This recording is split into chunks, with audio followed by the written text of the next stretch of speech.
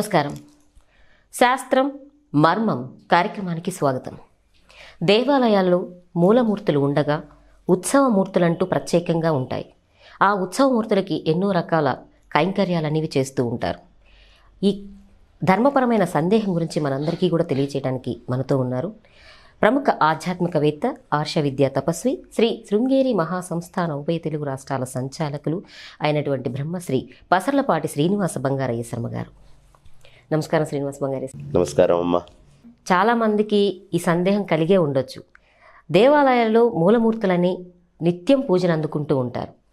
అయినా కూడా మళ్ళీ ఉత్సవమూర్తులంటూ ప్రత్యేకంగా ఉండి ఏదైనా పూజలు కానీ లేదంటే కళ్యాణాలు కానీ ఉత్సవాలు కానీ జరిగినప్పుడు ఆ మూర్తులను తీసుకుని వచ్చి ఊరేగింపు కార్యక్రమాలు ఎన్నో చేస్తూ ఉంటారు. ఇలా ఎందుకు చేస్తూ ఉంటారు? ఈ మర్మం ఏంటి? శాస్త్రాలలో కూడా ఇలాంటి ఏమైనా ఉన్నాయంటారా? సర్వవ్యాపకమైనటువంటి పరమాత్మ అంతటా నిండి ఉన్నాడు. అయితే కొన్ని కళలతో ఈ ప్రపంచాన్ని బ్రోస్తున్నాడు. ఏమ్మా, ఈ బ్రోచేటటువంటి కళలు ఏవైతే ఉన్నాయో ఆ కళలన్నిటినీ ధాన్యాధివాసము, శయ్యాధివాసము అన్నీ చేసి యంత్రాలని మంత్రించి అక్కడ చాలా అనుష్ఠానము, జపము అన్నీ చేసి అక్కడ ధారబోసి ఓ రూపాన్ని ఇస్తారు. పైన చెట్టుకుంటే కొమ్మ, అది ఎవడైనా చెక్కితే బొమ్మ, మంత్రప్రతిష్ఠ చేస్తే అమ్మ. అంతే కదమ్మా? అలా ఒక మంత్రాన్ని తీసుకొని వచ్చి అనుష్ఠానం చేసి మూలమూర్తిని ప్రతిష్ఠ చేస్తారు. ఒక్కసారి దిగ్బంధనం, అష్టబంధము, ఇట్లా బంధాలు ఉంటాయమ్మా. ఆ బంధాలతోటి ఒక్కసారి మూర్తిని గనక మనం ప్రతిష్ఠ చేశాము అంటే ఇక ఆ స్వామి అలాగే ఆ కళలో ఆ శక్తిని తీసుకుంటూ అటు ఇటు కదలకుండా ఒకటే అయినటువంటి తదేకమైనటువంటి రక్షే పనిగా పెట్టుకొని ఉంటారు. గ్రామస్తులు ఎవరు ఆయన వదిలిపెట్టకుండా ఆయన దగ్గరికి వెళ్ళి అర్చన చేసుకుంటూ అన్ని చేసుకుంటూ రావాలి. ఎవరు వాళ్ళ ఊళ్ళో గుడి ఉండి ఆ గుళ్ళో ఉండేటువంటి దేవుడి గురించి పట్టించుకోరో వాళ్ళు ఎవరూ కూడా వాళ్ళు పొందాల్సినటువంటి ఉన్నతిని పూర్తిగా పొందలేరు. మంచి ఉన్నత స్థితిలో ఉండాలి అంటే నువ్వు ఆ ఊర్లో ఉన్నావా, ఆ ఊర్లో ఉండేటువంటి దేవత. అంటే ఇప్పుడు ఇక్కడి నుంచి అమెరికా వెళ్ళిపోయాడండి, అమెరికాలో ఏదైనా గుడి ఉంటే అక్కడ తిరుగు. అమలాపురం వెళ్ళాడు, అక్కడ ఏదైనా గుడి ఉంటే అక్కడ తిరుగు. లేదు, నీ ఊళ్ళో నువ్వు ఉన్నావు, నీ ఊరికి సంబంధించినటువంటి దేవుణ్ణి మాత్రం వదిలిపెట్టకు. నువ్వు ఎక్కడికి వెళ్ళినా నీ ఊరిని మర్చిపోకు, ఏ ఊర్లో ఉన్నావు ఆ ఊర్లో ఉండే భగవంతుడిని, గుడిని మర్చిపోకు. ఇది మన సిద్ధాంతం. మూలమూర్తిని తీసుకొచ్చి ప్రతిష్ఠ చేసేసారు. మూలమూర్తి అనే మాటలోనే మనకు తెలిసిపోతుంది. అంటే ఈ మొత్తానికి మూలం అది. ఈ సృష్టి అనేటటువంటి దాని మొత్తానికి మూలం ఒకటి ఉంటుంది కదా, పరమాత్మ. ఏమ్మా? ఒకటి. రెండు, ఆ పరమాత్మ యొక్క శక్తే బయట మొత్తం ఈ కార్యక్రమం చేయడానికి, మిగతా అన్నిటికీ కూడా మళ్ళీ సృష్టిలో అంతా తానే ఉన్నాడు. సృష్టి తానే చేశాడు, సృష్టిలో తానే అయి ఉన్నాడు, తానే సృష్టి అయి ఉన్నాడు. తన నుంచే సృష్టి వచ్చినట్టు. సాలేడు పురుగులోంచే దారం వస్తుంది, సాలేడు పురుగు నుంచి వచ్చిన దారంతో సాలేడు పురుగు గూడు కట్టుకుంటుంది, ఆ గూట్లోనే సాలేడు పురుగు మొత్తం తిరుగుతూ ఉంటుంది. మళ్ళీ ఆ ఉండేటటువంటి దారాన్నంతా సాలేడు పురుగు తన లోపలికి తీసుకుంటుంది. అంతేనా? అట్లాగే పరమాత్మ కూడా తన నుంచే ఈ మొత్తము అయినటువంటి సృష్టి మొత్తం చేశాడు. ఈ సృష్టి అంతా కూడా ఆయన సంచరిస్తూనే ఉంటాడు. మళ్ళీ ఈ సృష్టి అంతా ఆయనలోకే తీసుకుంటూ ఉంటాడు. సృష్టి వేరు, ఆయన వేరు కాదు, రెండు ఒకటే. ఆయనే సృష్టి, సృష్టి ఆయన. మూలమూర్తి అయిపోయింది. అలా మూలమూర్తికి ఆరాధన చేసాం, అంతా చేసాం, ప్రతిష్ట, ఆయన కదలడు. మరి ఉత్సవమూర్తి కావాలిగా. శవము అంటే ఏమిటి? సృష్టి. శవము అనే పదానికి అర్థము సృష్టి అని. ఉత్ అంటే ఉద్ధరించటము.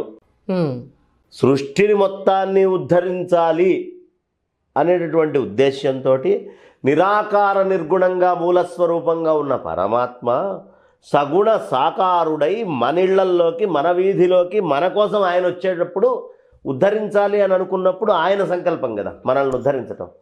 మనం ఉద్ధరింపబడాలి అన్నప్పుడు మూలమూర్తి దగ్గరికి వెళ్తాం.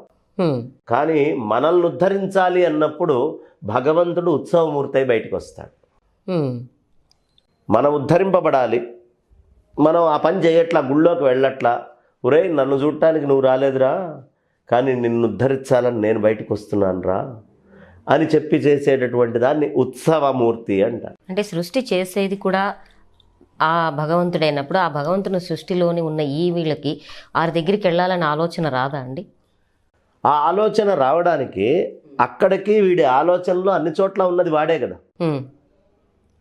ఆలోచనలో కూడా వాడు ఉన్నాడు. వాడు లేకపోతే మన బుర్ర పని చేయదు, మనకేం లేదు. పరమాత్మ లేనిదే చైతన్యం లేదు మనలో. ఈ చైతన్యము నీ వల్ల వచ్చింది అని వాడు గుర్తించి అక్కడికి వెళ్ళాలంతే. అది ఎప్పటిదాకా వెళ్ళలేడు అంటే వాళ్ళు అజ్ఞాన పొరలు కంపిందాకా వాడు గుళ్ళోకి వెళ్ళి నమస్కారం చేసుకోడు. కాబట్టి స్వామి ఆయనే బయటకు వచ్చి ఉద్ధరిస్తాడనమాట. ఒకవేళ సమాజంలో ఏమైనా వైషమ్యాలు వచ్చి ఈ వైషమ్యాల వల్ల మా గుడికి నువ్వు రావడం ఏంటి, మాది మాదే, ఈ గుడి మాది, ఆ గుడి మీది అని మాట్లాడుకుంటే అజ్ఞానం ఉంటుంది కదా. ఈ అజ్ఞానం జనాల్లో ఉన్న పరమాత్మకి లేదు కాబట్టే ఆయన బయటకు వస్తాడు. అరే మీకు ఈ సమస్యలు ఉన్నాయేమో కానీ నాకేం లేవురా, నేను ఉద్ధరించడం కోసమే బయటకు వస్తున్నాను. అలా ఉత్సవమూర్తి అంటే ఉద్ధరించేటటువంటి మూర్తి అనేటటువంటిది. అలాగే ఉత్సవము అనేటువంటి పదములో సవము అంటే యజ్ఞము అనే అర్థం కూడా వస్తుంది. ఈ సవ శబ్దానికి యజ్ఞము అని చెప్పడానికి అత్రి సంహిత అయితేనేంటి, మనకి భృగు సంహిత అయితేనేంటి, పురుషోత్తమ సంహిత అయితేనేంటి, ఈ అన్ని సంహితల్లో కూడా చాలా విశేషంగా యజ్ఞము అని చెప్పబడ్డది.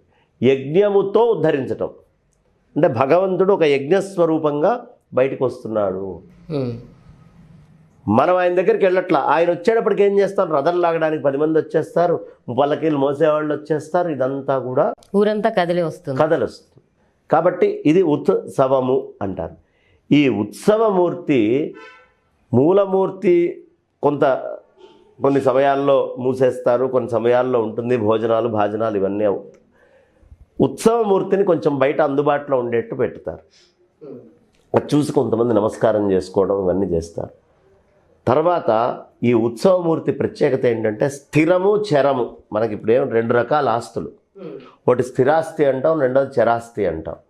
ఏమ్మా, స్థిరంగా అంటే ఫిక్స్డ్గా ఉండేటటువంటిది స్థిరం, మూలము స్థిరం, ఉత్సవము చరం. మనిషికి స్థిరము కావాలి, చరము కావాలి, అంతేనా? ఇప్పుడు ఇక్కడి నుంచి నేను కాశీకి వెళ్ళాలి, ఇది చరం. కానీ నేను తిరుగుతూనే ఇక్కడి నుంచి కాశీకి పోవాలంటే చాలా కష్టం. మధ్యలో స్థిరంగా కూర్చోడానికి ఒక సీటు కావాలి. ఫ్లైట్ అయినా, అదే బస్సు అయినా, కార్ అయినా యోగ్యమైన ఒక సీటు కావాలి, అంతేనా? స్థిరము చరము యొక్క కలయికే మానవ జీవితం. ఇది చూపిస్తాయి ఈ 2 మూర్తులు. నువ్వు ప్రతి ఏరియాలో స్థిరమై ఉండాలి, అలాగే చరిస్తూ పనులను పూర్తి చేస్తూ ఉండాలి. ఎంత గొప్ప సందేశం చూడమ్మా. ఇప్పుడు ఇక్కడ మనం కూర్చొని మన ఇద్దరం మాట్లాడుతున్నాం, నేను నీతోటి మాట్లాడుతున్నా, నువ్వు నన్నేమో ప్రశ్నలు అడుగుతున్నావు, సమాధానం. ఇది స్థిరం ఈ ఏరియా. కానీ ఈ వీడియో తయారైన తర్వాత చరం అన్ని చోట్లకి తిరుగుతోంది. అంటే గుళ్ళో మూలమూర్తి లాంటిది ఈ ప్రదేశంలో మనం చేసేది, ఇది వెళ్ళి నలుగురికి అందడం ఉందే, అది ఉత్సవం. కాబట్టి స్థిరము చరము అనేటటువంటిది ఏమిటయ్యా అంటే, స్థిరమూర్తి అక్కడ ఉండి లోపలికి వచ్చిన వాళ్ళని ఉద్ధరిస్తూ ఉంటాడు. చరమూర్తి పని కట్టుకొని బయటికి వెళ్ళి గుర్తు చేశారే, మీరు రాకపోయినా నేను వచ్చానురా, మీ అందరినీ ఉద్ధరించడం కోసమే నేను ఇక్కడ ఉన్నాను అనే విషయం చెప్తాను. ఇక ఉత్సవము అంటే మంగళము అనే అర్థం కూడా ఉంది. మంగళం అన్ని రకాలైనటువంటి శుభాలు అన్నీ కలిగించేది. కళ్యాణం ఎప్పుడు మూలమూర్తులకు చేయం. అవునండి, ఉత్సవమూర్తులకే చేస్తాం. అదే సందేహంతో అడిగానండి మిమ్మల్ని. కళ్యాణాలు ఎప్పుడైనా ఉత్సవమూర్తులకే చేస్తాం. అంటే మన ఇంట్లో ఉండేటువంటి కష్టాలు ఏమైనా తీరాలి, ఏదైనా ఇట్లాంటివి ఉన్నాయి, మనకు ఆ ఫలితం పూర్తిగా రావాలి అంటే మూలమూర్తి దగ్గర అర్చనలు అవుతాయి. ఈ కళ్యాణాలు, పబ్బాలు, ఉత్సవాలు, పండగలు, వేడుకలు, అందరూ నలుగురు కలిసి రావడం ఎక్కువ ఉత్సవమూర్తులకు జరుగుతుంది. కాబట్టి ఉత్సవం అనేటటువంటిది చాలా విశేషంగా ఉంటుంది. ఈ ఉత్సవాల్లో మళ్ళీ కొన్ని రకాలు ఉంటాయి ఉత్సవమూర్తుల్లో కూడా. అలా రకరకాలుగా మనకి నిత్యోత్సవాలు ఉంటాయి, పక్షోత్సవాలు ఉంటాయి, మాసోత్సవాలను ఉంటాయి, మహోత్సవాలను ఉంటాయి, వసంతోత్సవాలను ఉంటాయి. ఇట్లా రకరకాలైనటువంటి ఉత్సవాలు చేస్తారు. ఈ అన్ని ఉత్సవాల్లో ఉత్సవమూర్తులు పాల్గొనుంటారు. మరి ఈ ఉత్సవమూర్తులకి నిత్యం కూడా పూజలు జరుగుతాయా అండి? ఖచ్చితంగా స్వామివారికి చేస్తూనే ఇక్కడ హారతులు ఇస్తారమ్మా. నివేదన అన్నీ కూడా జరుగుతాయి. కొందరికి సందేహం కూడా ఉండే మంత్రశాస్త్రము మనకు ఆగమ శాస్త్రం ప్రకారం అక్కడ అవుతుంది. మూర్తి ఉంది అంటే ఇక్కడ కూడా వీళ్ళకి కూడా నివేదన అయి తీరాల్సిందే, ఉత్సవమూర్తులకు కూడా. కొన్ని చోట్ల మాత్రం ఉత్సవమూర్తులకి కేవలం ఉత్సవాలు అప్పుడే బయటికి తీసి మిగతా అప్పుడు పక్కన పెడుతూ ఉంటారు. కానీ కాదు, ఉత్సవమూర్తులకి కూడా రోజు అలంకరించి నైవేద్యం పెట్టడం అనేది శ్రేయోదాయకం. కాబట్టి ఉత్సవమూర్తుల యొక్క ప్రత్యేకత, ఉత్సవమూర్తిగా వస్తున్నాడంటే మనందరిని ఉద్ధరిస్తున్నాడు. కాబట్టి ఎక్కడైనా ఉత్సవమూర్తి కనిపిస్తే మనకి బయట నుంచి పల్లకీలో తీసుకెళ్ళేటప్పుడు కానీ ఎక్కడైనా బయట ఉత్సవం జరుగుతున్నప్పుడు భగవంతుడికి వెంటనే చెప్పులిప్పి ఓ నిమిషం అక్కడ నిల్చొని నమస్కరించి మనస్ఫూర్తిగా అది కొంచెం కదిలిన తర్వాత మళ్ళీ బండేసుకోనో నడుచుకుంటూనో వెళ్ళిపోవచ్చు. ఉత్సవమూర్తి వస్తున్నాడు అంటే ఆయన పని కట్టుకొని మన కోసం వస్తున్నాడు. వచ్చినప్పుడు మనం నిర్లక్ష్యంగా వెళ్ళిపోకూడదు, ఆయన కోసం నిల్చొని ఎదురు చూసి వెళ్ళాలి. ఇంతటి పరమార్థం అనేది ఉందండి. మనకి చక్కగా వారు మన పెద్దలందరూ ఇంత వేదాల ద్వారానో లేకపోతే శాస్త్రాల ద్వారానో ఈ దేవాలయాల్లో ఉత్సవమూర్తులని అలాగే మూలమూర్తులను పెట్టి అన్నీ కూడా మన కోసం, మన భవిష్యత్తు కోసం, లేదంటే ఆచార రూపంలో అందించడంలోని ఎంతో పరమార్థము, అర్థము, మర్మము ఇవన్నీ కూడా ఉన్నాయి. చక్కగా తెలియజేశారండి. ధన్యవాదాలు. విన్నారు కదండి, మూలమూర్తులకు, ఉత్సవమూర్తులకి ఉన్నటువంటి ఈ మర్మం అనేది శాస్త్రాల ద్వారా ఏ విధంగా మనకు అందించారో బంగారయ్య శర్మ గారు తన బంగారు వాక్కుల ద్వారా మనందరికీ కూడా తెలియజేశారు కదా. మరలా శాస్త్రం మర్మం కార్యక్రమంలో కలుసుకుందాం. నమస్కారం.